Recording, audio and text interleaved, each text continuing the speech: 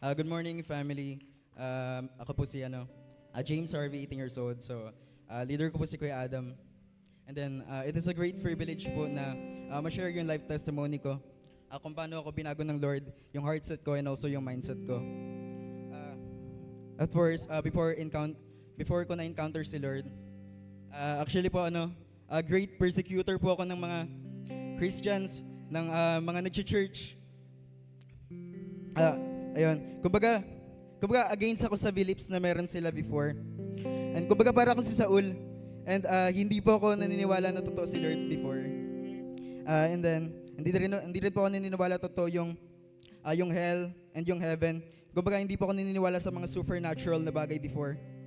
And then, kumbaga nakorrupt lang din po siguro talaga ng mundo. And then hanggang sa na-invite na po ako dito sa church. Actually po yung nag-invite po sa akin dito sa church. Ilang beses po niya ako in-invite. Halos buong month po yata yun ng June. And then nag-first time po ako sa church nung anniversary nung June 29. And then hindi ko naman expect na magtutuloy-tuloy ako. Kasi nga lalo na't atheist ako nun.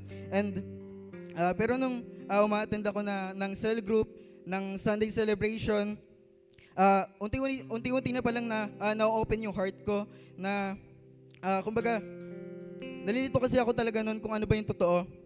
And then hanggang sa nakapag-encounter ako, and doon ako binigyan ng vision ni Lord na para bang may retoke na nangyari sa heart ko, sa mind ko. And then doon ako nagkaroon ng hunger to serve God. And then doon din ako nag-start na maging devoted sa Lord. And then hindi madali, madaming testing, ang daming ng persecution even sa family. And then yung mga tita mo nakakantsawan ka na pagpupunta ka ng Sunday celebration, sabihin sa'yo, Pastor, mag-church ka na. Grabe, di ba? And also, ang dami mo rin talagang bagay na i-let go, makasunod ka lang sa Lord. And then by 4th of September, God given me the privilege na makapasok sa home office. Kinausap ako noon ni Kuya Bon, pero hindi ko alam kung tatanggapin ko ba yung opportunity na binigay sa akin ng Lord.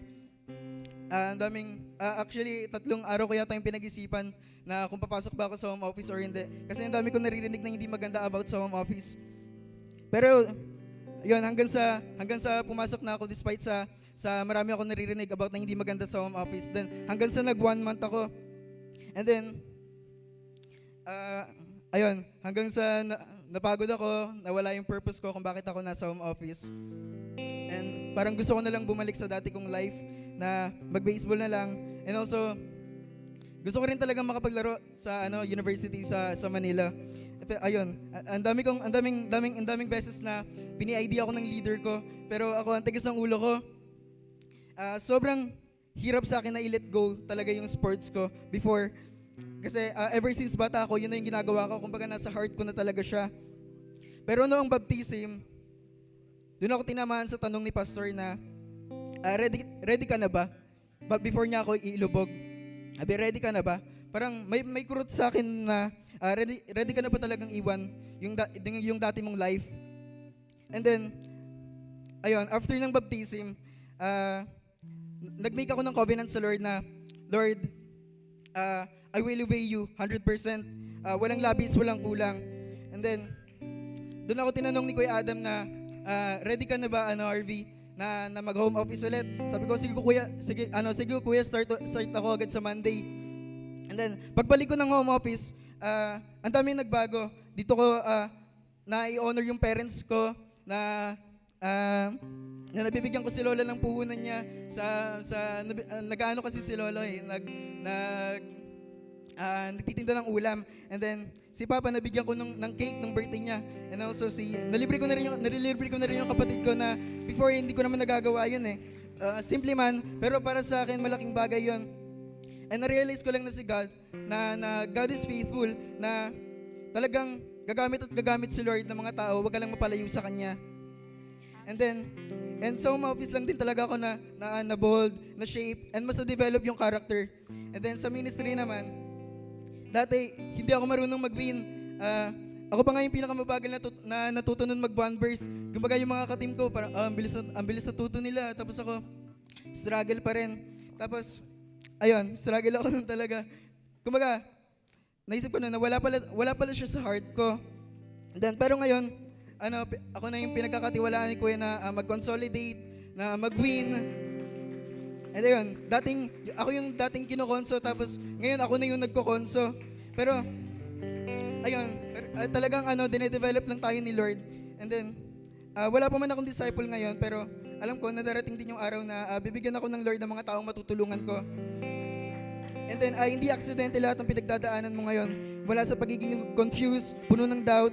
Lahat yan kasama sa journey mo with God. And kahit ilang beses kang napagod, nalito, or nawala yung purpose sa'yo, hindi ka niya iiwan. Palagi ka niya tatawagin, tinuturuan ka niya step by step. Ang pinaka-importante doon, sumagot ka. Nag-yes ka kahit mahirap, nagpatuloy ka kahit may testing. Hindi kailangan maging perfect para gamitin ka ni Lord. Kailangan lang maging willing ka.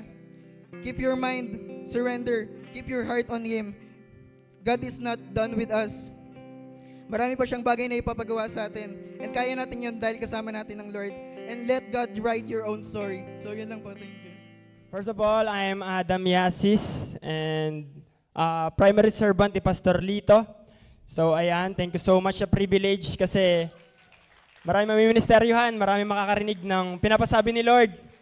So ayan, thank you so much sa mga nag-assist, ayan, sa mga sa worship team, ayan, sa mga coordinators, sa mga nagpa-activity. Ayan, thank you so much, no? Ayan, okay, pwede na tayo po. Okay.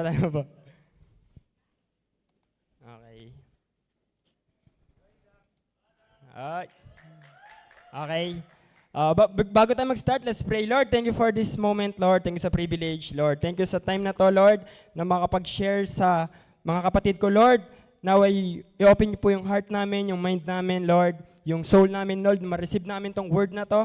Lord, magamit namin sa life, Lord, sa family namin, Lord, sa mga friends namin, Lord, sa mga disciples na tinutulungan namin, Lord, kayo po mangusap sa amin ngayong araw na to, Lord. Maraming salamat, Lord. Bring you back all the glory, honor, praises in Jesus' name. Amen. Okay? Alright. May tanong ako. Sino nandito yung first day? Sino nandito? Ayan, taas yung kamay. Madami. Okay. Ayan, nung second day, sino nakatanda nung first day? Ano yung lesson ng first day? Ano yung topic? Grabe, ang dami nakikinig. So, ano second day? Anong sabi? Anong topic nun? Ayan, total dependence and determination. So, nung nag-share si Charlie nung first day, grabe, power. Momentum talaga. So, ang dami tumama sa aking mga word ni Charlie, no, na pinapasabi ni Lord. So, yung total dependence, yung trusting the Lord with all your heart. So, ayun yung word doon na Proverbs chapter 3 verse 5 ba yun? So, trusting in the Lord. So, total dependency, wala nang kahit kanino. So, hindi sa mama mo, hindi sa magulang mo, hindi sa mga kapatid, kay Lord talaga. So, ayun yung ibig sabihin ng total dependency. So, yung determination na kahit anong sitwasyon, kahit anong problema, kahit anong pinagdadaanan, so, determinado ka pa rin. Ayun yung ibig sabihin ng determination. Nung shinare ni Kuya Johnny nung second day. So, sabi dito, no eye has seen, or ear has heard, or mind can imagine yung gagawin ni Lord sa life natin. So, total determination talaga. So, total dependency and total determination. And, ayan. So, yung pag-uusapan natin ngayon is devotion. Ayan. Devoted family. So, kanina, dun sa game, meron ako napansin. So, sabi kasi dito, ang ibig sabihin ng devotion is a strong love, loyalty, commitment, and dedication towards someone or something. So kanina, may nakita ako mga nagtutulakan. Doon sa pag-game kanina, may nakita tayo. So nagtutulakan sila para doon sa prize. So a revelation sa akin yan, kapag merong pinapagawa si Lord, kapag merong bagay na inuutos sa atin si Lord, pinapangusap sa isip natin si Lord, ang gustong maunawaan sa atin ni Lord, na maging ganun tayo ka-hunger ba? Yung tutulak mo lahat ng problema mo, tutulak mo lahat ng situation mo sa life para masunod lang si Lord. So, grabe yung hunger nila sa pinapagawa ni Lord kanina, yung prize, sabi na, bring me. Ano yung pinabring me kanina? Yung one verse, di ba? So, ano pang mga maliliit na bagay? Ano pa yung mga bagay na pinapasabi sa atin ni Lord na kahit anong problema, kahit anong sitwasyon, itutulak natin para kay Lord. Amen? Amen. So, ayan, dito sa practical meaning ng devotion, sabi dito, strong love, loyalty, commitment, and dedication towards someone or something. So, nung dati, nung last year, so, meron akong girlfriend. So, ayan. So, 'di ba? Sino mga nagmahal na dito? Yung mga meron mga girlfriend, boyfriend, ayan. Okay. So, dati, kapag mahal mo talaga, 'di ba? Sabi mo sa katabi mo, nagmahal ka na ba? So, ayan. Sabi dito, strongly love. Sabi dun sa practical meaning ng devotion. So, syempre, kapag nagmahal ka, gagawin mo lahat, 'di ba? Di ba? Gagawin mo lahat. So, kahit mahirap yan, kahit pagpawisan ka dyan, kahit wala ka ng pamasahe, wala ka ng So, gagawin mo lahat kasi mahal mo di ba? So, sabi dito, loyalty. Yung daw, kasi ibig sabihin ng loyalty, tapat. So, ibig sabihin, bawal mag-cheat, syempre. Kasalanan yun So, sa mga mag-asawa, pag nag-cheat, grabe yung away talaga niyan. Mali yung pag-cheat. So, mahal mo, loyal ka, and committed ka. So kahit anong sitwasyon, kahit anong problem, kahit anong pagdaanan sa buhay, committed ka. So kahit parang ayaw mo na ba? Kahit parang sukon-suko ka na, pero committed ka So sa end, dedication towards someone or something. Ayun yung practical na meaning ng devotion. So pwede palang devoted tayo sa isang bagay or sa tao, pero hindi tayo devoted kay Lord. Sabi mo nga sa tiba mo, ganun ka ba? So, ito naman yung meaning ng devotion kay Lord. So, giving God your heart, time, attention, and obedience. So, sabi mo sa katabi mo, nasa iyo ba yung mga characteristics na to? Nasa iyo ba? So, sabi dito sa una, giving your heart. So, pag binigay mo yung heart mo, hindi yung bubuklatin mo yung heart mo, syempre. Yung, kumbaga, ilalagay mo siya sa heart mo. Diba? Tanong mo sa katabi mo, sino ba nasa heart mo? So, si Lord lang talaga. So, giving God your heart, your time. Kahit may schedule ka, meron kang pasok sa school, merong birthday yan, occasion. So, giving your heart and time, attention and obedience. So, hindi lang pala yung magsisimba ka lang, attend ka lang sa cell group. Dapat may heart. Dapat may obedience. Kasi, pwedeng nandito tayo, pero hindi natin ino-obey si Lord. Hindi natin talaga totally ino-obey si Lord. So, ayan, yung nagka-relationship ako dati, ayan, sobrang devoted ko sa kanya, sobrang kahit ano talaga mangyari, iwan pati pamilya ba? Yung ganon, yung bahala na yung family mo, hindi mo na talaga may isip. Kasi, in love ka Di ba? Kasi nakaka-relate. Sabi mo sa katabi mo, nakaka-relate ka ba? So, ayan. So, yung relationship. So, ayan, basketball. Sino nag-basketball dito? Taas ang kamay. Hindi lang. So, ayan, nag-basketball ako. So, sa amin, nung peak year nung pag-basketball namin, talagang magte-training kami, simula umaga hanggang gabi. Kasi ang larong basketball talaga, hindi talaga pwede malambot. Kailangan mo talagang pagutin yung katawan mo. So, tatakbo kami ng umaga, tanghali, may paglaban kami, tayo kami sa ibang court, tapos gabi, meron pa kaming training. So kasi, yung mga sinasalihin namin liga, malalaki sa ibang lugar. So, sobrang devoted ko sa na yon, sa sports na yon, sa isang bagay na yon. Sabi dito, giving your heart, time and attention and obedience. So, yung time ko, sa practical meaning ng devotion, nandun yung life ko. Pero, hindi ko naisip doon si Lord. Naiwan ko yung family ko, yung pag-aaral ko, yung sarili kong development. Kasi laro lang basketball. Masaya, di ba? Masaya mag-basketball, okay? Masaya mag-basketball. So, dedikado talaga ako dun sa bagay na yon. And yung pangatlo, yung friends. So, ayan. Meron ako mga kaibigan na toxic, mukhang masaya, pero mali talaga. So, kahit naiiwanan ko na yung family ko, hindi ko na talaga di ako di ako showy sa family ko eh. Mas marami yung oras ko sa mga kaibigan ko, sa mga nakasama ko sa labas. So, kumbaga, ayun yung practical na meaning na devotion. Ayun yung life ko dati. Pero yung yung time na nagka-anxiety ako, so, yung nagka-anxiety ako, ang dami ko talagang question sa life. Hinanap ko yung purpose ko. So, nung nag-anxiety ako, kahit ultimo family ko, ultimo mga friends ko, ultimo yung sports, ultimo yung ex ko dati, hindi ko na talaga malapitan. So, hinanap ko yung sandigan ko, kumbaga, yung malalapitan ko. Kasi, ang ano ko nun, kaya ko na yung sarili ko kaya ko na kasi pag lalaki ka, kailangan di ka titignan na mahina. Di ba? So, sabihin mo sa katibo mo, dapat di ka mahina.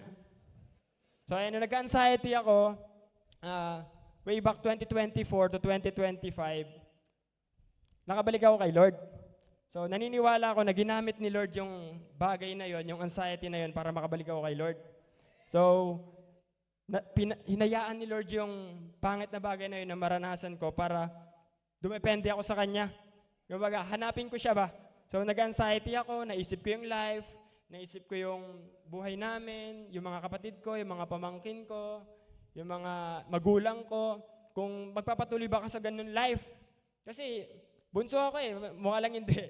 Bunso ako. So, ayun yung naisip ko nung nag-anxiety talaga ako, parang wala akong kayang gawin. Parang wala akong kayang patunayan, hindi ko kaya, nababanantiin ko sa sarili ko. Ganun yung anxiety. So, anong usap sa akin si Lord? Pinaalalan sa akin yung life ko sa church dati. Kasi matagal na ako nandito, pero hindi talaga ako committed. Hindi ako devoted ba? Hindi ako kumbaga, nandito lang ako, yung presence ko, andito lang yung katawan ko, pero yung presence ko wala. So, ayun, nag-anxiety ako, dinevote ko talaga yung life ko kay Lord. Sabi ko, hindi na ako kayang tulungan ng mga kaibigan ko. Yung mga pinagkakaabalahan ko dati, yung ultimo family ko talaga, hindi ko na malapitan. So, shortcut na ako kay Lord. So, sabi ko noon, nung unang nag-Sunday ako, January 1, 2025, noon ako nakabalik kay Lord. Pagpasok ko dito, hindi pa ganito yung itsura niyan. Pagpasok ko dito, sumalubong sa akin yung matinding presence ni Lord. Pagpasok ko dito, gumaan yung pakiramdam ko, yung isip ko, yung anxiety ko, parang bigla nabura. Ganon. Kumbaga, kasi yun sakit sa ulo. So, yung anxiety na yun, nakatulong din. So, sa testimony ni Harvey kanina, nag-question siya ng creation, ng kung totoo ba talaga si Lord. Dumating yung time na kine-question ko yung sarili ko na gano'n, Lord, totoo ka ba talaga? So, sinig ko si Lord. Kumbaga, inalam ko talaga kung anong ibig sabihin ng life, kung ano ba talagang purpose nito, kung ano ba talagang purpose ng family. So, ayan. Hinanap ko talaga si Lord. And yung mga dating buhay ko, iniwan ko talaga. So, nag-church ako. Kumbaga, yung dating life ko, shinip ko bigla kay Lord. Nagulat sila, bigla ako nagsimba. Kasi, kahit ultimo leader ko, si Kuya Lucy Mark, di talaga ako kasi tigas na mukha ko. So, pinakamagaling na leader na yon, hindi na ako ma-handle na maayos. So, nung nagulat sila, pagbalik ko ng church, biglang ba't daw ako umiiyak? Nakita ko nila Bon, umiiyak siya. Ba't kumiiyak kanina? So, hindi ako makapagsabi kasi yung isip ko talaga. So, iniwan ko yung life ko, unti-unti akong bumalik kay Lord, and yung dinabote ko talaga yung life ko kay Lord. And yung career, so ayan, yung gusto kong profession, pag nakagraduate ako ng college, gusto ko sa cruise ship. Sino nakakalam ng cruise ship? So ayan, yung cruise ship, ayun yung sa barko. Yung malaking barko na pwede kang mag-waiter, ng chef. So ayun yung life ko dati. So naisip ko, kapag nagganon ba ako, maayos ba yung life ko? Maraming pera, mataas yung sahod doon. Pero, nang usap lang talaga sa akin si Lord doon na malayo ka dyan sa family. Kapag nakabuo ka ng pamilya, mapapabayaan mo. So, ganun yung mindset ko dati, ganun ang usap si Lord sa akin dati. So, sinurrender ko yun kay Lord. So, sabi sa day 1, total dependency, na dumepende ako kay Lord. Iniwan ko yung sarili kong way, yung sarili kong plano. Kumbaga, bahala na ba? Sabi ni Lord sa John chapter 13 verse 7, "You do not know what I'm doing, but later you will know." Ayun yung context doon ni Lord sa akin. So, yung career ko, yung anxiety ko, yung dati kong buhay, iniwan ko talaga. And yung experience ko sa butuan. So, nung nagbutuan ako, yung bago ako magbutuan, sabi ko doon, mag-aano lang talaga ako, DNA lang. Sabi ko, kumbaga pagpunta ko doon, pag uwi ko dito, hindi ko talaga siseryosohin yung home office. Kasi, kumbaga, ano lang gusto ko lang yung family ko ma-save. Gusto ko lang, nandito kami, yung life namin maganda. Kumbaga, nagsama-sama lang kami dito ba. So, yung experience ko sa butuan, kakaiba. So, I encourage everyone na maka-engage kayo sa home office. No? Kasi iba talaga yung development. Iba talaga yung word sa butuan. Ultimo, dinala na ni Lord dito sila Pastor Ron, Pastor Tini para marinig natin yung revelation doon. So, experience ko sa butuan, pagbalik ko dito, nag-shift yung mind ko. So, yung iniisip ko dati na hindi ko lalakaran yung plano ni Lord, bigla lang sinip. So, sabi dito sa Matthew 16, verse 24 to 26, "Then Jesus said to his disciples, 'If any of you wants to be my follower, you must give up your own way, take up your cross and follow me.'" So, ibig sabihin doon, give up your own way. Yung career ko, yung ex ko, kumbaga yung habit ko, yung dati kong ginagawa, iniwan ko talaga. Kasi malinaw sa akin yung word ni Lord na take up your cross and follow me. And sabi pa dito, if you try to hang on your life, you will lose it. Ibig sabihin nun, kapag tinry mong ipamuhay yung life mo ng ikaw lang, malulus mo yon, mawawala mo yon. Kumbaga, hindi mo ma-experience yung kingdom ni Lord. So, but if you give up your life for my sake, you will save it. Kumbaga, kapag ginib up natin yung life natin kay Lord, masisave tayo. Kasi praktisan lang talaga tayo dito sa mundo. So, hindi talaga dito yung life. Kumbaga sa test, tinetesting tayo ni Lord kung makakabasa ba talaga tayo sa Kanya. Kung makaangat ba talaga tayo sa Kanya. So, sabi pa dito, "And what do you benefit if you gain the whole world but lose your own soul?" Ano mabe-benefit mo kapag nakuha mo na yung buong mundo, nakuha mo na yung milyonaryo ka na, marami kang kotse, marami kang lupa, sikat ka, kumbaga, kilala ka talaga. Pero, na-lose mo yung soul mo. Kasi naniniwala ko na yung soul natin, yung soul mo, yung pinakamahalagang bagay dito sa mundo. Pinakam-precious sa mata ni Lord. Kasi hindi natin madadala yung kayamanan natin sa langit. Amen? So, what do you benefit if you lose your own soul? What do you benefit if you gain the whole world but you lose your own soul? So, ayun yung revelation sa akin ni Lord. Na, nung time na na-reveal sa akin to ni Lord, yung time na sabi ko talaga sa sarili ko na, "Lord, i-devote ko yung life ko sa'yo." Kasi, naisip ko yung mga pamangkin ko, yung mga kapatid ko, yung magulang ko, yung mga tao na sa paligid ko. So, ayun yung nagbigay sa akin ng lakas ng loob. Ayun yung nagbigay sa akin ng purpose ba na mag-engage kay Lord, nakilalanin pa si Lord. So, yung pag-uusapan natin ngayon is about devotion, devoted family. Sabi dito sa Joshua chapter 24 verse 15, sabi dito, "But if serving the Lord seems undesirable to you," so, sabi dito, "But if serving the Lord seems undesirable to you," kung hindi mo daw dinidesire yung pag-serve kay Lord, "then choose yourselves this day whom you will serve, whether the gods your ancestors served beyond the Euphrates, or the gods of the Amorites, in whose land you are living. But as for me and my house, we will serve the Lord." Amen? Sabi mo sa katabi mo, gusto mo mangyari yun? So, on this testimony lang, nung bago ako nag-engage uli kay Lord, may word sa akin si Lord about sa family. Sabi sa akin ni Lord sa Acts chapter 16 verse 31, "Believe in the Lord your God, and you will be saved, you and your family."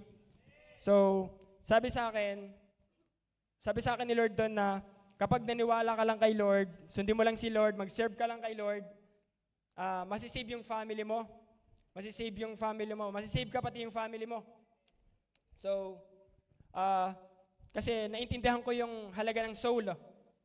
Kumbaga sabi ko, paano na yung soul ng family ko? Paano na yung soul ng mga kaibigan ko? Paano na yung soul ng tatay ko, ng mga pamangkin ko? Doon ako nagkaroon ng courage. Doon ako nagkaroon ng tapang. Kasi matapang naman talaga ako dati, hindi ko na ginagamit kay Lord. So, ayun yung ano sa akin, ayun yung revelation sa akin ni Lord. So, dito sa pag-uusapan natin ngayon, dito natin malalaman yung how to become a devoted family and the goodness of a devoted life to Christ. So bago yon, kilalanin muna natin si Christ. Let us know Christ. So sino ba si Jesus Christ? Jesus Christ is our Savior and our Lord. Amen ba? So maraming tao na gusto lang maging Savior si Lord, pero hindi naman nila gustong gawing Lord si Lord. Kumbaga, tagapagligtas lang, pero hindi siya gustong gawing Lord. Kasi kapag Lord, ibig sabihin nun sa Tagalog, Panginoon, like, yung life mo talaga, papakontrol mo sa Kanya. Kumbaga, sinave na nga tayo eh. Lord na lang ba talaga? So, Jesus Christ is our Savior and Lord. So, dati, nakaka-relate ako kay Harvey. So, nag-devotion ako, sabi ko, Lord, totoo ka ba talaga? Lord, totoo ba talaga yung creation? Totoo ba talaga na merong ikaw? Meron na ba talagang langit? Ganun yung mga question kasi nakatulong sa akin yung anxiety ko na kumbaga na maging curious sa life. So, sabi mo sa katiba mo, sana maging curious ka rin. Kasi nakatulong talaga siya. So, nag-devotion ako and sumagot sa akin si Lord.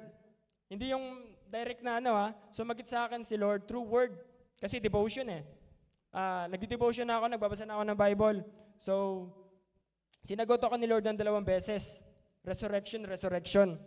So, doon ako namulat. Nung nalaman ko na, totoo ba talaga yun? Nabuhay, tapos namatay muli. Namatay, tapos nabuhay muli. So, ayun yung tanong ko sa sarili ko noon. And hindi ko namamalayan, unti-unti, kinikilala ko na pala si Lord. Kumbaga, yung tanong sa isip ko, yung duda ba, yung doubt, na kung meron ba talagang ganon, nakatulong pa talaga. Kaya naniniwala ko na all things work together for good to those who love Him. So, tinanong ko rin kay Pastor yon. Sabi ko, Pastor, totoo ba talaga yung creation? Sabi ko kay Pastor, ang ganon, nagpaibig kami sa McDo. So, sabi sa akin ni Pastor, Bible pa lang kasi, enough na. Kumbaga, Biblia pa lang talaga, enough na. So, hindi ako nakontento doon. So, sinik ko pa rin talaga si Lord. And mas doon ko nakilala si Lord na He really rose from the dead. So, nabuhay talaga siya sa kamatayan. So, kumbaga, nalagpasan niya yung pinakang greatest fear ng tao, yung mamatay. Diba? Kasi lahat tayo mamatay talaga, amen? So, He really rose from the dead. Sabi dito sa Acts chapter 4, verse 12, there is salvation in no one else. God has given no other name under heaven by which we must save. So, walang binigay si God na pangalan na makakapag-save ng tao sa kamatayan, kundi si Jesus Christ lang. So, there's salvation in no one else. Kay Lord lang talaga. So, nung kinwestiyon ko lang yung resurrection, so, unti-unti ko nakikilala si Christ. Unti-unting lumalalim yung relationship ko sa Kanya. And, ginawa niya yun swiftly talaga. Kumbaga, hindi ko namamalayan na mas lumalalim yung relationship ko sa Kanya. So, yung una, Jesus Christ is our Savior and Lord. Yung pangalawa is our Creator. So, Jesus Christ is our Creator. Sabi dito sa Colossians chapter 1 verse 16, for through Him, God created everything in the heavenly realms. And on earth, He made the things we can see and the things we can't see, such as thrones, kingdoms, and rulers and authorities in unseen world. Everything was created through Him and for Him.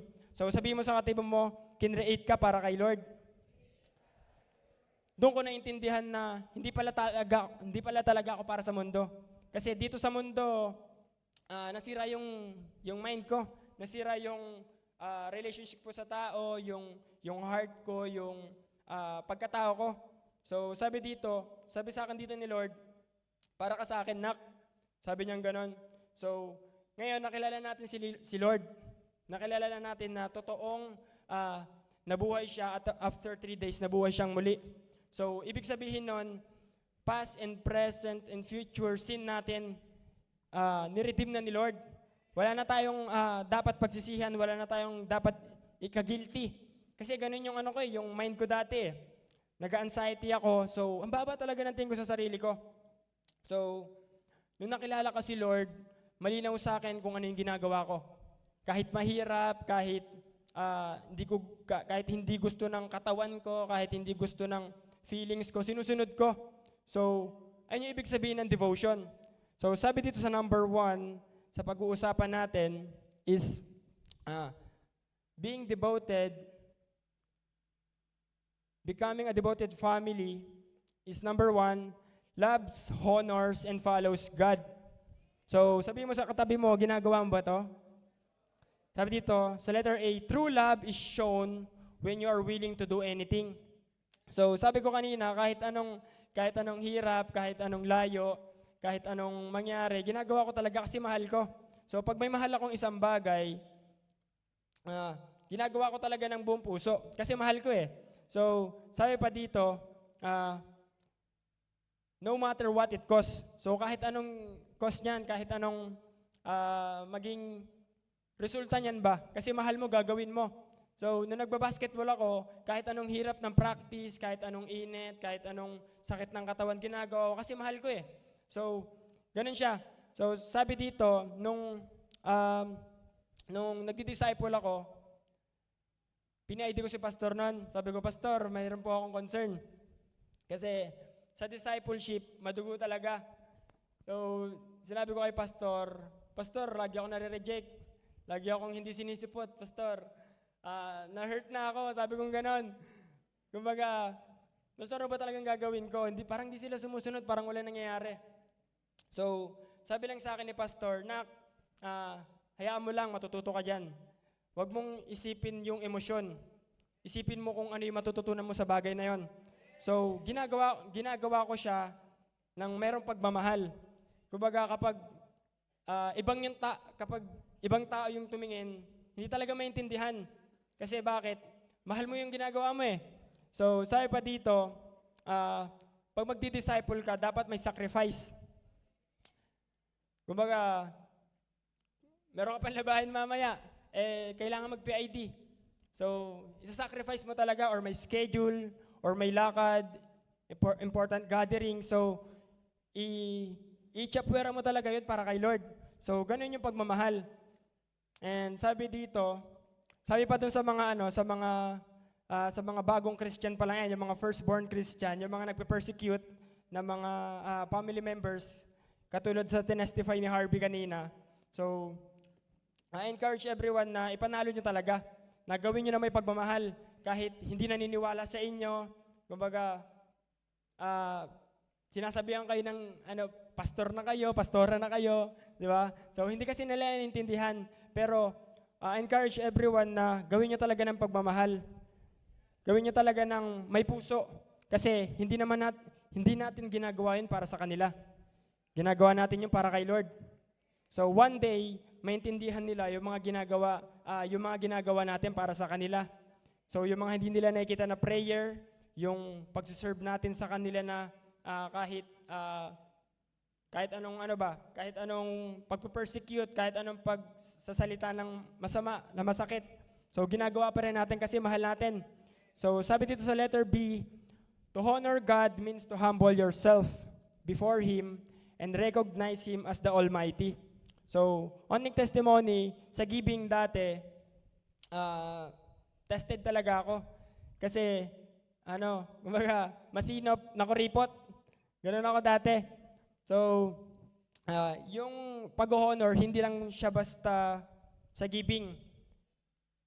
Na-honor natin si Lord sa pamamagitan ng time, sa pagsuserve, sa pagtutulong sa tao. So, paano pa kung sa family natin? Kanina, yung sa laro, yung prize na nakuha nung nanalo, yung nanalo, ibinigay niya sa iba. So, ibig sabihin, nasuserve natin si Lord sa pagsuserve sa ibang tao. So, lagi lang nating isipin na ginagawa natin yon para kay Lord. Thank you so much. So, ginagawa natin yun para kay Lord. So, sabi pa dito, walang mas malaki kay Lord. Wala talaga mas malaki kay Lord. So, sabihin mo sa katabi mo, si Lord lang. So, to honor God means to humble yourself before Him and recognize Him as the Almighty God. So, dito sa letter C, sabi dito, understanding is the ultimate key to obeying God. So, hindi talaga natin masusunod si Lord, hindi talaga natin ma-obey si God kapag hindi natin naintindihan. Di ba? So, kaya merong cell group, kaya merong devotion, kaya merong prayer, para mas maintindihan natin ng maigi yung pinapagawa ni Lord. So, nung primary ako, nung unang angat ako ng primary, sobrang pressure talaga. Kasi hindi naman ako magaling magsalita. Hindi ko naman alam kung paano mag one verse, mag-conso. So, comprehension is the key talaga. Inalam ko kahit mahirap. So, understanding is the ultimate key. So, nung unang primary ko, naangat ako, tanong ako ng tanong sa kanila, Bon, anong tawag dito? Bon, paano maganto? So, lapit ako na lapit sa mga leaders kasi gusto ko matuto. Kasi gusto kong yung family ko ma-devote kay Lord. So, yung family ko nandito na sa church, pero ang gusto ko hindi lang sila ma-save. Gusto ko buong family ko mag-serve din kay Lord. Kasi naniniwala ako na hindi lang para sa akin, hindi lang para sa amin yung ginagawa namin. Para sa ibang tao, para sa future generation talaga. So, comprehension, then obey. Kumbaga, kapag hindi natin naiintindihan, hindi talaga tayo makakasunod ng 100%.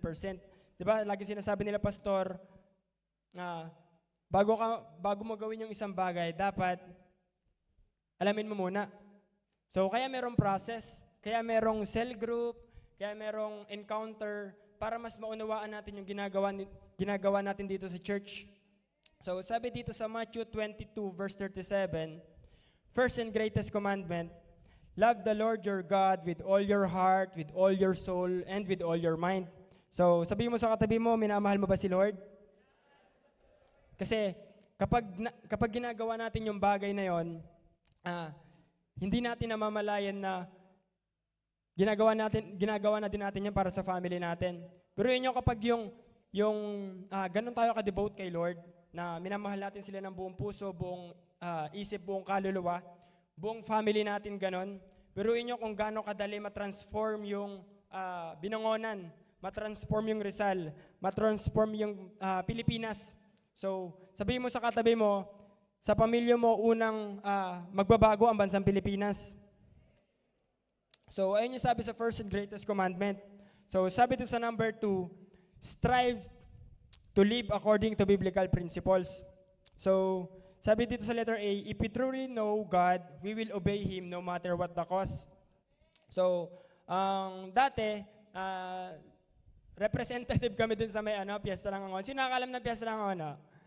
So, kami talaga yung bida doon.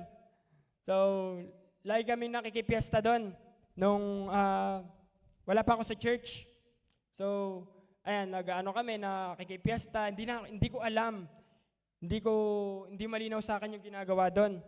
So, nung nakabalik ako sa church at kinilala ko talaga si Lord, doon naging malinaw sa akin na meron pala akong ginagawa na bagay na hindi nakakalugod kay Lord. Kaya pala nagkandaleche yung life ko, yung mind ko. Diba? Sabihin mo sa katabi mo, baka meron kang hindi alam. So, kami yung laging representative doon sa piyesta, nakikisaya kami. So, hindi namin alam, hindi ko alam na mali pala yon. Kasi pagsamba siya sa mga Diyos-Diyosan. So, mukha lang siyang masaya, pero mali. Mukha lang siyang masaya, pero mali. So, and dito pa sa marriage. So, sabi ko, kaya hiniwalaan ko yung ex ko. Kasi 2 years kami noon eh. So, masaya, matalino siya, matured, may tsura. So, okay kami. Pero nung naging malinaw sa akin yung word ni Lord, nung naging malinaw sa akin yung identity ko kay Lord, hiniwalayan ko talaga. Inalisan ko yung mga sinasamahan ko dati. Kaya sabi ko, hindi ako mag-aasawa ng hindi kami kasal. Sabi kong ganon. So, biruin nyo kapag yung family natin, yung sarili natin pamilya ganon, devoted kay Lord. So, blessing talaga. So, maayos yung life. Kasi naniniwala ko maraming sirang pamilya, tama? So, naniniwala ko na si Lord lang yung makakaayos nun. So, sabi pa dito, sa letter B, renew our mind, scriptural mind and biblical lifestyle. So, nung naunawaan ko na yung nag-anxiety ako na sinabi ko sa sarili ko, kapag tanda ko, ganito lang ba ako? So, magkakasawa ba ako? Mag-work ba ako? Mag-lead ba ako sa family ko ng ganito yung life ko? Yung ganito yung isip ko, yung ganito yung emotions ko, di ako marunong magdesisyon. Sabi ko sa sarili ko, kailangan ko talaga ma-develop. So, nung pagpunta ko sa church, ayun yung una kong sinabi kay pastor. Ayun yung sinabi kong una kay Bon. Sabi ko, gusto kong ma-develop, gusto kong gumaling mag-isip, gusto kong ma-develop. Kasi nakita ko na yung, kumbaga, nung nasa labas pa ako, na nasa maling lugar pa ako, nakita ko na yung life ko. Kapag tanda ako, kapag nagstay ako doon. So, nag-shift talaga yung life ko agad. Sabi ko, babaguhin ko yung isip ko. I-renew ko yung mind ko. Yung lifestyle ko, biblical. Yung mind ko, scriptural. Kumbaga, expose ko talaga yung isip ko, yung life ko ng kay Lord lang. So, nung naisip ko yung mga bagay na yon, sumagi uli sa akin yung family ko na kawawa yung family ko kung walang maglilid. Kung walang pagmamahal kay Lord. So, sabi ko, babalik ako ng church, magpapagaling ako, i-devote ko yung sarili ko kay Lord. Kasi nakita ko yung future ko nung wala ako kay Lord eh. So, sabi ko sa sarili ko, magagaya lang ako sa karamihan ng pamilya dito sa labas kung mag-stay ako sa life ko na ganon. Ayun sabi ko sa sarili ko. Kaya, ang encourage everyone na i-devote nyo talaga kay Lord yung sarili nyo. So, isik nyo talaga si Lord. Kasi naniniwala ko na kapag yung pamilya babad kay Lord, maayos. So example na lang dyan yung Pagado family. So, kung titignan nyo yung family nila, sobrang devout. Kasi bakit? Lahat sila leader. Lahat sila nagsiserve kay Lord. Lahat sila kilala si Lord. So, dapat naunawaan natin to na hindi lang tayo basta nag-church. Dapat yung life natin, biblical. Dapat yung mind natin scriptural. So, nung naunawaan ko to na kapag laki ng mga pamangkin ko, nung family members ko, kapag ganito pa rin yung mind ko, yung mind namin, wala talagang mababago. Ganun pa rin. So, sabi ko sa sarili ko, ibahin ko yung mind ko, ibahin ko yung sarili ko. And sabi to sa letter C, willingness to be a living sacrifice. Sabi sa Romans chapter 1, verse 2, therefore, I urge you, brothers and sisters, in view of God's mercy, to offer your bodies as a living sacrifice. So, sabi dito, i-offer daw as a living sacrifice. Buhay na sakripisyo. Kaya kung mapapansin nyo, kahit anong reject na sa mga leaders, kahit anong konso, kahit anong invest ng money, sacrifice. Kasi bakit? Malinaw yung ginagawa. Malinaw na pagbabago ng buhay ng tao. So, paano pa kung sa family mo? So, sabihin mo sa sarili mo, maging sacrifice ka ng family mo. So, holy and pleasing to God. This is your true and proper worship. So, meron palang wrong worship, meron palang proper worship. So, dati, puro church lang ako, puro cell group lang, pero wala naman talaga nangyari. Pero, nung naunawaan ko na pagbalik ko ng church, na isa-sacrifice ko yung time ko, yung money, yung life ko kay Lord as a living sacrifice, mas doon lumalim yung relationship ko kay Lord. And para mabago yung mind ko, yung heart ko, kailangan ko talagang i-devote yung life ko kay Lord. Sabi pa dito, do not conform to the pattern of this world, but be transformed by the renewing of your mind. So then you will be able to test and approve what God's will is His good and pleasing and perfect. So sabi ko sa sarili ko, babaguhin ko yung mind ko, babaguhin ko yung lifestyle ko kay Lord. So, nung dating pariwarang buhay ko, sinip ko kaagad talaga kay Lord. So, isipin natin, mga kapatid, na kung yung family natin devoted kay Lord, kung yung buhay ng family members natin na according sa biblical, according sa Bible. So, isipin natin na si Lord yung nasa sentro ng life ng family natin. So, maayos talaga. So, sabi pa dito sa number 3, shows Christ-like character, love, humility, forgiveness, and generosity. So, sa family members, inamin natin na meron mga arguments, meron mga pagtatalo. Ayan, nagkikiskisan talaga ng ugali. Di ba? So, sabi dito sa letter A, patay sa kasalanan, buhay kay Kristo. So, tayo, hindi may iwasan na yung family members natin, yung mga kapatid natin, nagpapataasan ng sungay. Kumbaga, nagkikiskisan ng ugali. So, onting testimony, kasi sa amin, matahimik talaga yung life na anong family namin. Kumbaga, hindi talaga kami ganun kaboka.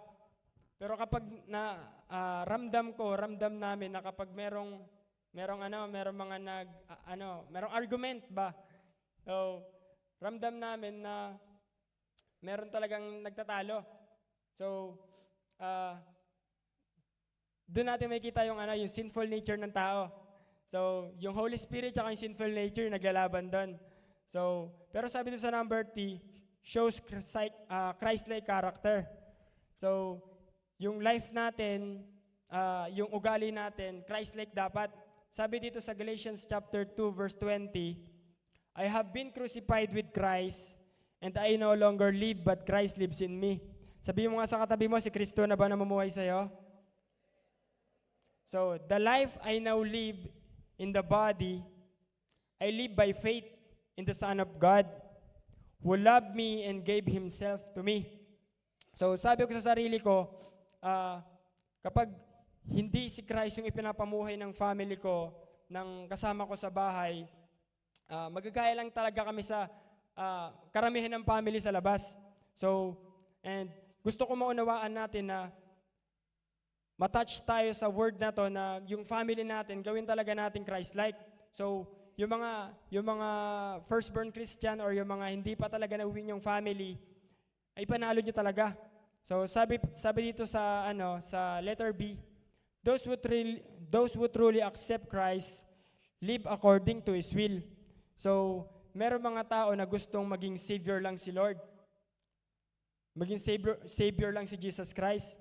Hindi gustong gawing Lord.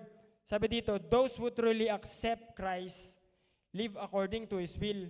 Namumuhay according sa will ni Lord. So, ano ba yung will ni Lord? So, Christ-like.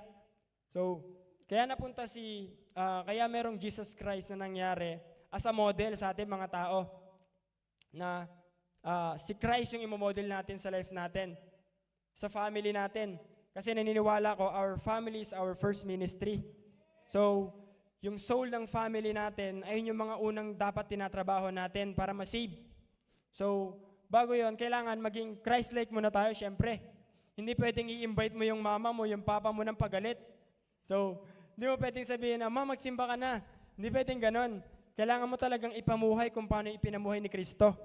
So, sabi dito sa letter C, you are a model of Christ. So, nung time na nagpaidi kami ni Pastor, sabi ko, Pastor, paano ko bumamay-invite yung papa ko? Paano ko bumawin yung mga kuya ko? Yung mga kamag-anak ko? Sabi sa akin ni Pastor, maging model ka. Sabi sa akin, paano model, Pastor? Sabi ko ganon. Sabi niya, maging model ka. So, ipakita mo talaga yung buhay ni Kristo. So, kaya lagi ang prayer ko, mamatay ako sa sarili ko araw-araw. Na si Kristo yung pamuhay ko sa buhay ko. So, sa pamamagitan nun, may kita ng family members ko na meron talaga nangyayari sa akin. Kumbaga, ayun yung gustong ipasabi sa atin ni Lord na ipamuhay natin si Kristo. So, sabi dito sa number 4, teaches children to know and fear the Lord. So, hindi lang talaga sa atin, hindi lang talaga para sa atin itong ginagawa natin. Hindi tayo nag-a-add ng value, hindi tayo nagiging leader para mag-disciple lang ng ibang tao. Para talaga to sa next generation. Sabi dito sa letter A, you are the prophet of your family. Sabi mo sa katabi mo, ikaw yung prophet. Nung time na naisip ko na, paano na yung life ko? Paano na yung life ng family ko kung hindi ako magiging leader sa family ko? Hindi ako magiging leader sa family members ko. Kung hindi ko alam kung paano mag-pray, hindi ko alam kung paano mag-win, hindi ko alam kung paano ako mausap ng tao, paano ko sila ma-win? Paano ko sila matutulungan? Kaya ito yung revelation sa akin na dapat maging prophet ako ng family ko. And sabihin mo sa sarili mo, sabihin mo sa katabi mo na ikaw yung prophet ng family mo. Sabi dito sa letter B, preparation for the next generation. We are a leader. Kaya merong kaya tayo nagdi-disciple, kaya tayo nagiging leader para maging leader tayo sa next generation. Hindi ko hahayaan na magkakaanak ko yung family ko nang hindi kilala si Lord. Hindi marunong mag-pray, hindi marunong magsimba, hindi marunong mag-cell group, or hindi man lang kilala si Christ. Kaya sa mga kapatid, sa mga nakakarinig nito ngayon, sa mga natatouch nito ngayon, i-devote talaga natin yung life natin kay Lord. Kasi iba ang devoted na pamilya kay Lord. Hindi lang sa mundo. Kasi sabi ko kanina, meron talagang, pwede tayo maging devoted. Pero hindi kay Lord. So, hindi pwedeng mag-aasawa tayo, hindi pwedeng lalaki tayo, magkakaanak tayo ng pariwara. Kasi naniniwala talaga ako na si Christ talaga yung makapagpaayos ng lahat. So, preparation for the next generation. We add value and develop for our family and other people. So, sabi ko sa sarili ko, magpapagaling ba ako para sa sarili ko lang? And nireveal lang sa akin ni Lord na mas magandang gawin na mag-develop ka para sa ibang tao, para sa family mo. So, nung naunawaan ko yung bagay na yon, mas lalo akong ginanahan. Mas lalo akong nakilala yung purpose ng life. Kaya merong discipleship. Para pagdating ng future family natin, future life natin, madali na lang i-disciple yung mga magiging anak natin. So, sabihin mo sa katabi mo, mag-disciple ka na. So, sabi dito sa Proverbs chapter 28 verse 16, a ruler with no understanding will oppress his people, but the one who hates corruption will have a long life. So, sabi ko sa sarili ko, kapag hindi ko naiintindihan, kung wala akong understanding, kung anong meron kay Lord, kung anong meron kay God, ma-oppress ko yung family members ko, ma-oppress ko yung mga disciples na meron ako. Tinatagan ko talaga. So, yung courage, yung tapang, nakita lang yun sa merong totoong pagmamahal kay Lord. A ruler with no understanding will oppress his people. So, ibig sabihin, pagdating ng time, naging leader na tayo, nag-disciple na tayo, kaya na natin gawin yun sa mga kasama natin sa bahay. Yung mga family members natin. Kaya merong gantong bagay. So, sa last, number 5, lives out faith in everyday life. Sabi dito sa letter A, meditating the word instead of the situation. Tama ba? Merong time na meron talagang problema, hindi maiwasan. So, meron talagang mga bagay na hindi natin inaasahan. So, meditating the word instead of the situation, live out our faith. Marami talaga problema sa life. So, sabi dito sa letter B, knowing that all things work together for good to those who love Him. So, yung family natin, kahit anong mangyari, kahit anong sitwasyon na mangyari, alam natin na devoted yung family natin kay Lord. Alam natin na mayroong maganda gagawin si Lord. Kasi kahit pangit man yan, kahit anong sitwasyon man yan, kahit anong problema man yan, maganda or pangit, nag-work yun together for good. Kasi mahal natin si Lord. Unity through God. So, kung yung family natin, kung yung family members natin devoted kay Lord, ibang klaseng ibang klaseng encouragement sa mga tao. Kasi ultimo, kasama natin sa bahay, ultimo, kamag-anak natin, magulang natin, naghihilahan pataas. So sabi sa Proverbs, iron sharpens iron. So, yung mga nangihina, yung may mga problema, tayo talaga yung magtutulungan, tayo mga family members. So tayo dito, family tayo dito. And tayo may biological family tayo. So sabi sa Hebrew chapter 11 verse 1 to 3, faith shows the reality of what we hope for. It is the evidence of the things we cannot see. Through faith, the people in days of old earned good reputation. By faith, we understand that the entire universe was formed at God's command.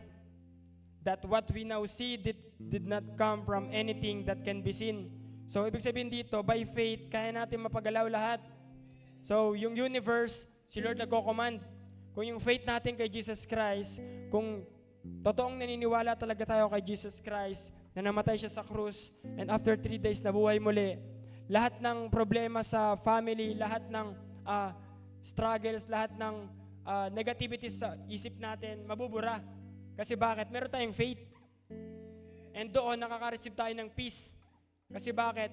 Si Lord yung kayang gawin ng lahat ng bagay. Tayo limited lang. So, kaya encourage everyone na yung biological family na meron ka, gawin mong spiritual family. So, kasi yung biological family mo na yan, dito mo lang yan makakasama sa earth. Pero yung spiritual family mo, ayun yung makakasama mo sa journey mo kay Lord. So I encourage everyone na turn your biological family into a spiritual family. So, labanan mo talaga. Huwag mong hayaang paglaruan ng kaaway yung problema sa family mo. Huwag mong hayaan na nasisira yung buhay ng mga kapatid mo, ng mga magulang mo, na hindi mo sila nasishara ng word, na hindi mo sila nade-devote kay Lord. So, ikaw talaga yung magiging prophet dyan. So, marireceive natin yung goodness ni Lord sa pagiging devoted sa Kanya. Peaceful and blessing life. Peaceful and blessed life. Sabi dito, if God is for us, who can be against us? Doon ka talaga makaka-receive ng peace. Kasi bakit? Devoted ka kay Lord. Alam mo kung ano yung ginagawa mo, yung family mo, lagi mo pinagpipray kay Lord, nagsiserve kayo kay Lord, and ganong kaganda yon kung buong family na nandito ngayon, devoted kay Lord. So, you have God. Peaceful and blessing life. Kapag devoted yung life natin kay Lord, yung family natin kay Lord. Kaya yung mga firstborn Christian dyan, or kung yung mga hindi pa talaga na-invite yung mga family nila sa Lord, na gawin nyo talaga spiritual family. Mag-sacrifice talaga kayo. Mahalin talaga natin sila kahit marami sila nasasabi. So, number 2, safe and guided life. Kung saan man tayo magpunta, ako ng journey natin sa life, protected yun ni Lord. Kasi bakit? Yung life natin devoted sa Kanya. Yung family natin, alam natin na siya yung sentro. So, sobrang blessed ng life ko na dinevote ko yung life ko sa Kanya. Yung family cell group na pinagpipray ko, nagagawa na namin. So, paano pa kaya kung lahat tayo dito, merong ganong action. So, safe and guided life. And number 3, secure future and godly generation. So, hindi lang natin ginagawa to para sa sarili natin, para sa family members natin. Kailangan talaga natin maging living sacrifice. And yung mga na-visionize nila pastor na dito na tayo magkakasawa, dito na tayo magkakaanak. So, yung pagbibuild ng family na alam mo na devoted kay Lord, na God-centered family, meron ka talagang peace. So, dito na tayo makakapag-build ng family. Godly family. So, yung nabivisionize nila, Pastor, na Reigning Light International Subdivision, hindi posible yon. Yung fifth floor na sinasabi ni Pastor dito sa church natin, hindi posible yon. Kasi bakit? Si Lord yung may kayang gawin nun. Siya yung creator ng universe. And kung lahat tayo, yung family natin, devoted kay Lord, imposibleng hindi mangyari yon. So, kailangan talaga nating maging sacrifice. Kailangan talaga yung family natin devoted kay Lord. Maging prophet talaga tayo ng family natin. Kasi at the end of the day, lahat tayo mawala. Pero ang maganda niyan, meron tayong magandang iniwan legacy. Meron tayong nagawa sa onting panahon na meron tayo dito sa mundo. Kasi naniniwala ako na life is short. So, magpa-develop talaga tayo na magpa-develop. Sabi sa Romans chapter 1 verse 16, "For I am not ashamed of the gospel, because it is the power of God that brings salvation to those who believe." So, wala kang kailangan ikahiya, wala kang kailangan ikatakot, na hindi ka mahihiya na mag-share sa family members mo kung hindi pa yan nakakakilala kay Lord, yung mga tao na nagpe-persecute sa'yo, yung family members na hindi pa fully mag-serve kay Lord, hindi ka talaga maghihiya. Kasi sabi ni Lord dito sa Romans chapter 1 verse 16, "For I am not ashamed." Wala ka talagang kailangan ikahiya. "For I am not ashamed of the gospel, because it is the power of God that brings salvation to those who believe." So ayun yung nagbibring ng salvation. Kaya wala kang kailangan ikahiya. Kasi bakit? Yung kaluluwa, yung soul ng family mo, ayun yung kapalit nun ng word na yon. Kapag siniram mo sila, kahit pinipersecute ka, kahit anong pangit na sinasabi nila sa'yo, hindi ka maiiyak. Kasi bakit? Kasama mo si Lord. So as for me in my house, we will serve the Lord. So as we stand, as we know God as our Savior and Lord,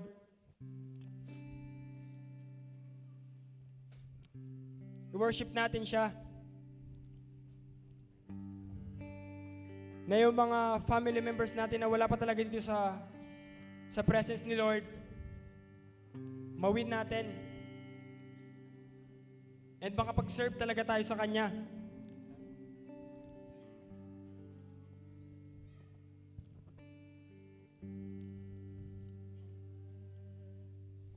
Araw man o gabi pupurihin ka.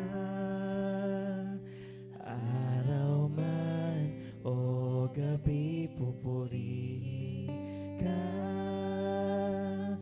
Araw man o gabi pupurihin ka.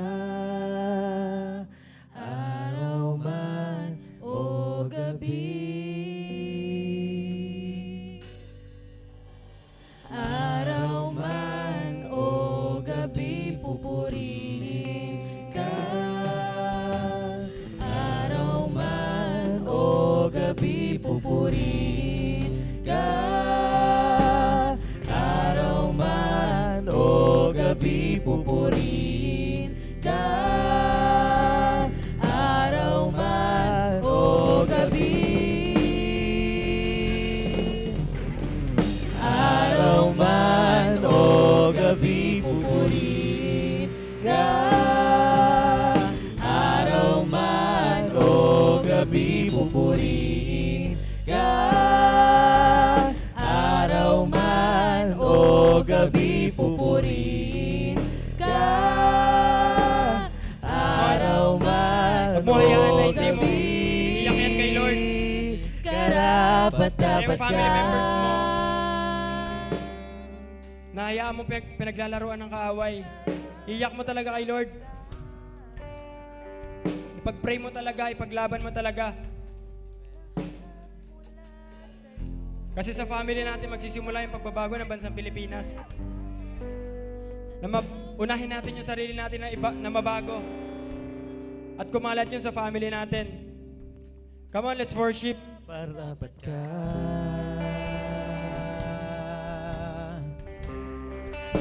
karapat-dapat ka.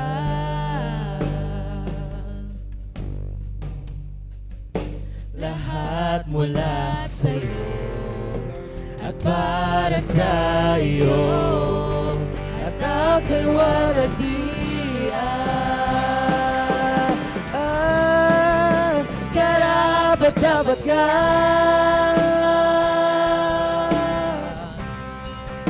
Karapat-dapat ka.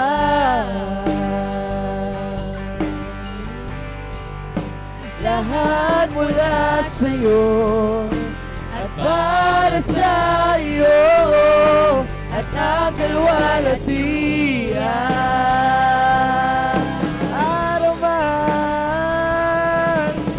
Araw man o gabi, pupurihin ka.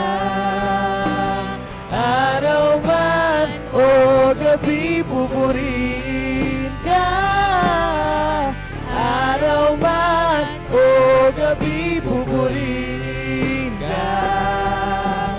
Araw man o gabi. Araw man o gabi, pupurihin ka. Araw man o gabi, pupurihin ka. Araw man o gabi, pupurihin ka. Araw man o gabi, karapat-dapat ka.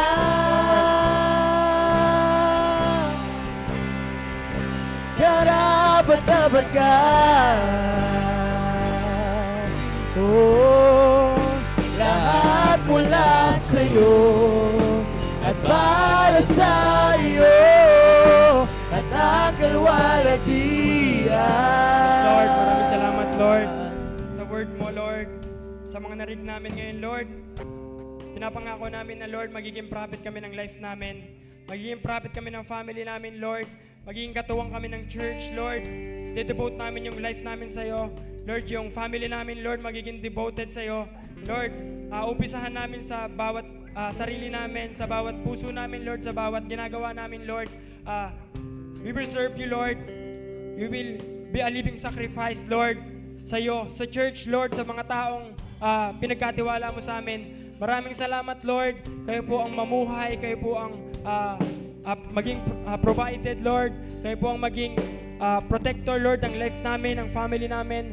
Lord, sa mga tao, mga tinutulungan namin. Lord, sa bawat family na naiwan namin sa labas. Lord, sa mga bawat family na mga taong tinutulungan namin. Lord, maraming salamat po. We bring you back all the glory, Lord, honor, praises in Jesus' name. Amen. Our family is our first ministry. And nung VIP ako nung last January 14, 2024 sa Raining Light. So, hindi pa nagtumuloy noon.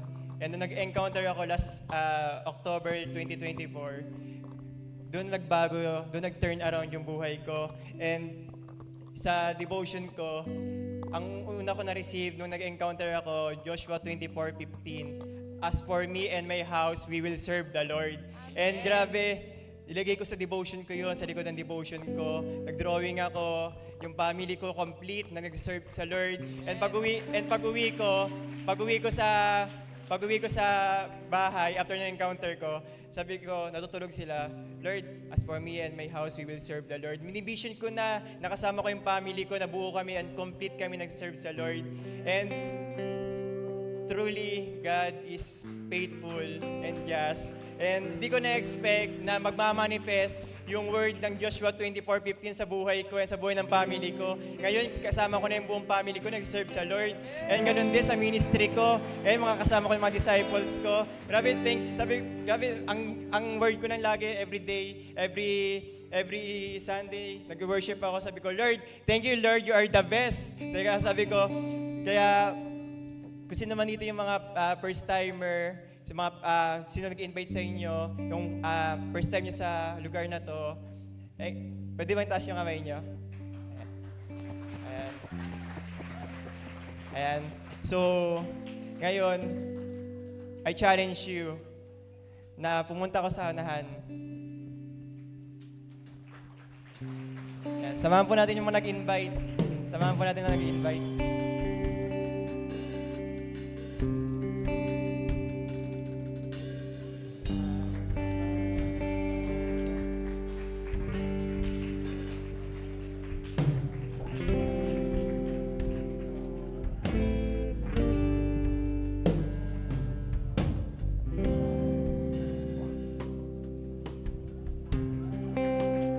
Ay, marapakan natin sila. Ah.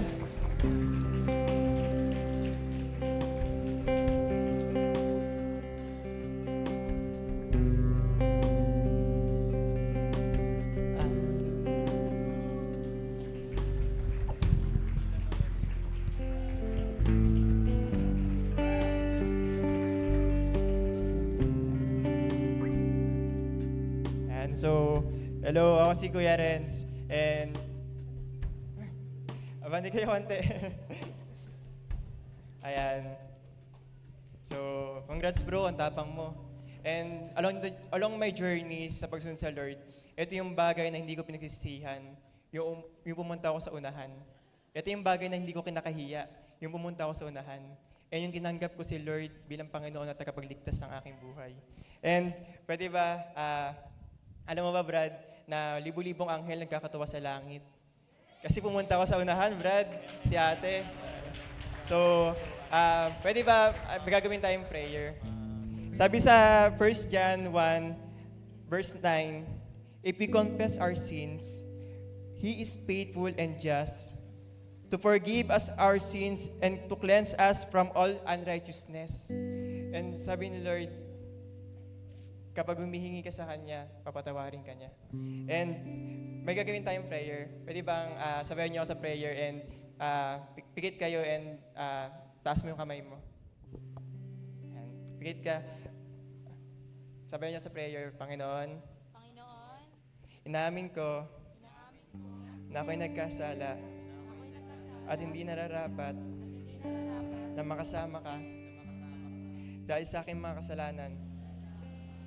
Ngunit ako'y nangangako na Jesus, na ang nagbayad ng aking buhay at ang aking mga kasalanan, patawarin mo ako sa aking mga kasalanan at pagkakasala.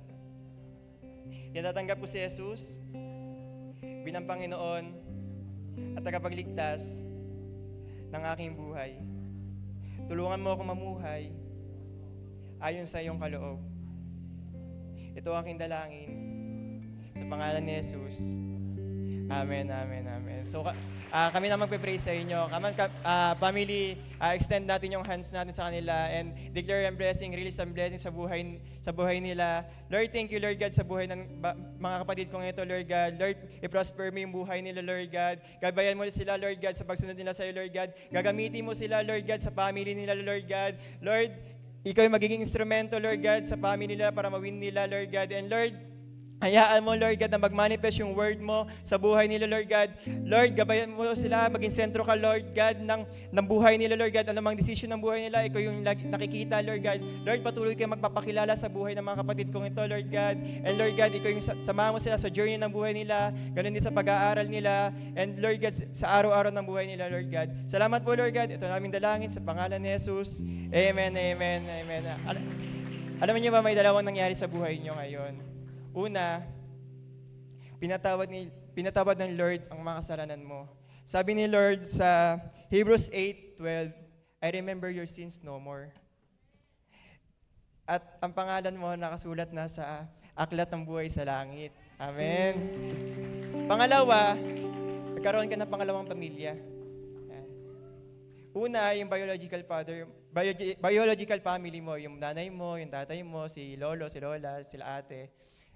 Pero ang mahalaga, may pangalawa ka ng spiritual family. Excited ka bang makilala mo sila? Ayan. So, para makilala sila, pwede bang harap kayo sa likod?